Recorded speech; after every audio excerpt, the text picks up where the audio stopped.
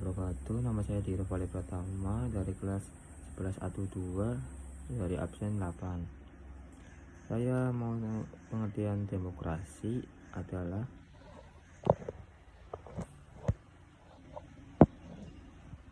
liberal adalah sistem pemerintahan yang menekankan pada kebebasan individu, pemisahan kekuasaan, perlindungan hak asasi manusia, dan penyelenggaraan pemerintahan berdasarkan konstitusi serta hukum. Di Indonesia, masa demokrasi liberal berlangsung dari tahun 1950 hingga 1959. Setelah berlangsungnya UUTS 1950 sebelum digantikan oleh demokrasi terpimpin. Latar belakang demokrasi liberal di Indonesia: setelah pengakuan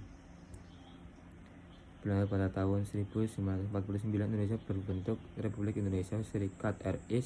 Banyak penolakan terhadap bentuk serikat hingga akhirnya pada Agustus 1950 Indonesia kembali menjadi negara kesatuan.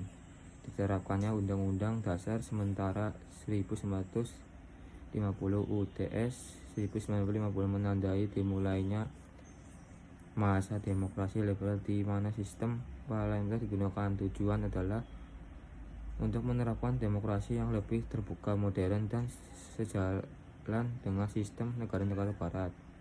Tokoh yang terlibat: beberapa tokoh penting pada masa demokrasi liberal di Indonesia antara lain Ir Soekarno, Presiden RI meskipun posisinya saat itu lebih sebagai simbol negara. Muhammad Hatta, Wakil Presiden, juga berperan dalam bentuknya dasar negara. Muhammad Natsir, Perdana Menteri pertama dalam sistem parlementer.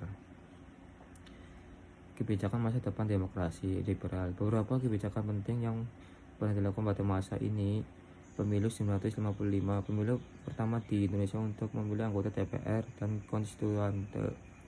Pembentukan konstituante, badan yang menyusun UUD walaupun akhirnya gagal menyelesaikan tugas. Kebijakan ekonomi liberal: upaya pemulihan ekonomi dengan pendekatan pasar bebas walaupun banyak mengalami kegagalan. Hubungan luar negeri aktif: Indonesia mulai aktif di dunia internasional, menjadi salah satu pendiri Konferensi Asia Afrika. Kelebihan dan kekurangan demokrasi liberal. Kelebihan: 1.